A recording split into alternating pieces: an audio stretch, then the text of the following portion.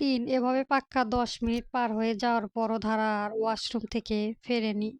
ওয়াসিফ এদিকে ওদিকে তাকিয়ে গলা উঁচিয়ে ডাকে, "মুফতাহিনা, এই মুফতাহিনা।" ধারার কোনো সাড়া শব্দ এলো না। ওয়াসিফ ফোঁস করে দম ছেড়ে চেয়ার থেকে উঠে দাঁড়ালো।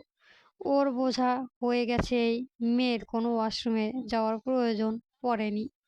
বুদ্ধি খাটিয়ে পালিয়েছে পরাচর মেয়ে একটা। বিষয়টা ওয়াসিফের আগেই ধরা উচিত ছিল। কয়েকবার ডেকেও যখন ধারাকে পাওয়া গেল না, ওয়াসিফ তাদের ঘর থেকে বেরিয়ে যায় নিজের ঘরে। বিচক্ষণ মানুষটিকে বোকা বানাতে পেরে কুটিল হাসে ধারা। ওর এখন ধুম তা নানা নাচতে ইচ্ছে করছে। ওয়াশরুমে দাঁড়িয়ে তো আর সেই নাচ নাচা যায় না, জায়গা সীমিত। নাচতে গেলে পিছনে পড়ে কোমর ভাঙবে। ও যখন টের পেল পায়ের শব্দ, তখন বুঝলো ওয়াসিফ ঘর থেকে বেরিয়ে গেছে। ধীরে ধীরে দরজা খুলে আগে মাথা একটু বের করে চোখ বুলোলো পুরো ঘরে। সত্যি যে ওয়াসিফ চলে গেছে নিজ চোখে দেখতেই খুশি। ১৬ আনা এনে ওর উপর ভর করলো পাখির ডানা নেয়। ২ ডানা মেলে তরিং বিড়িং করতে করতে গলা ছেড়ে গাইলো গান। ধুম তা না না, তা না না না।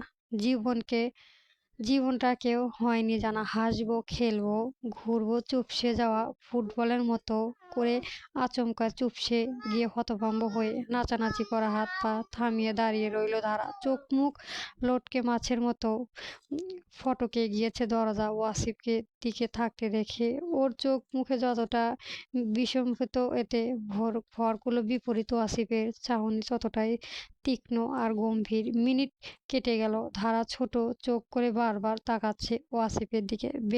বেশি সময় তাকিয়ে থাকছে না, এদিকে ওদিকে চোখ ঘোরায়। তবে ওয়াসিফ ওর দিকে স্থির চোখে তাকিয়ে আছে। কতক্ষণ পর ধারা মিনমিন করে বলে, "আপনি না এইমাত্র বেরিয়ে গেলেন?" "হুম, তাহলে আবার এলেন কেন?" ওয়াসিফ ওর দিকে এভাবে স্থির চোখে তাকিয়ে থেকেই বলে, "দেখতে তুই কিভাবে হাসছিলি, খেলছিলি আর ঘুরছিলি।" ধারা কিছু বলল না।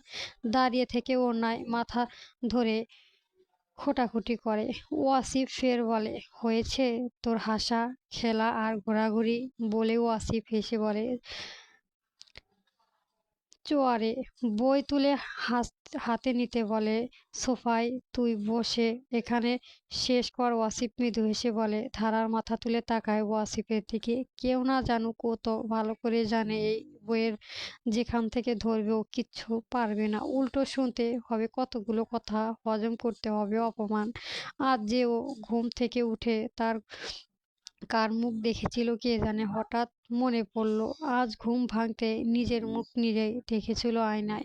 ও যখন এক আকাশ পাতাল ভাবতে থাকে। পুনরায় ওয়াসিফ ধমকে ওঠে, "এই তোকে বসতে বলেছি আমি?" টেবিলের কোনায় খাতাটা দিয়ে বলে, "এই সূত্রে ব্যাখ্যা করে দে, এক্ষুনি দিবি।" ধারা পিঁপড়া গতিতে গিয়ে বসলো চেয়ারটাতে। ডান হাতে ওয়াসিফের বাড়িয়ে দেওয়া হাত থেকে কলমটা নিতে নিতেই আড়চোখে খাতায় দেখে প্রশ্নটা। আরেক হাতে খাতা টেনে নিয়ে কলম তোলে। সেখানে কি লিখবো ওর মাথা আর সামনে বসে থাকা মানুষের মুন্ডু।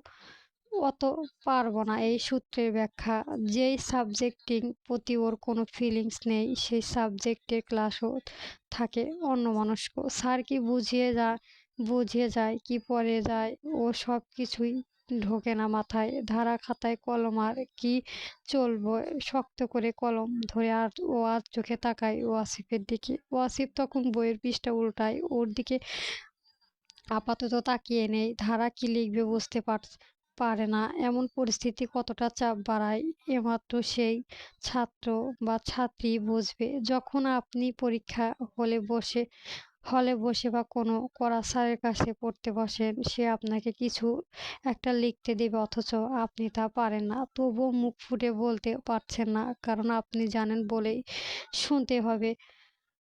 অযাচিত বকাবকি। এই সময়টুকু সে স্টুডেন্ট কাছে দম আটকে রাখার মতো। ধারার অবস্থাটাও হুবহু তাই হয়েছে আজ। ও মনে মনে কত যে আল্লাহকে ডাকছে, এমনকি কারেন্ট চলে যাওয়ার জন্য দোয়াও করছে। বা ওয়াসিফের ফোনটা ধুপ করে বেজে উঠুক, লোকটা একবার বেরিয়ে গেলে আজ সারা রাত্রে এই ঘরের দরজা খুব খুব না খুলব না।